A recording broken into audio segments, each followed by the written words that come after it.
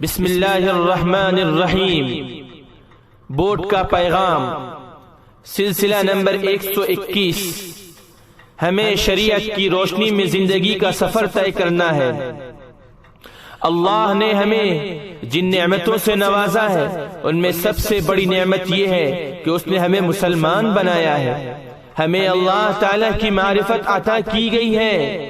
ہمیں اس کائنات کے خالق و مالک اور اس کے پروردگار سے تعلق کا اعزاز بخشا گیا ہے۔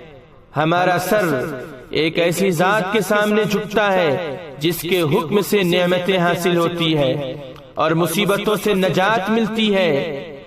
ہماری جبین بندگی کو یہ اعزاز حاصل ہے کہ یہ دنیا کی کسی بھی مخلوق کے سامنے نہیں جھکتی۔ ہمارے پاس اللہ کی بھیجی ہوئی شریعت ایک نقطے کی تبدیلی کے بغیر موجود ہے۔ اسی کی روشنی میں ہمیں زندگی کا سفر کرنا ہے، اور یہ ایسا قانون ہے جو انسانی ضرورتوں اور مصلحتوں سے پوری طرح ہم آہنگ ہے۔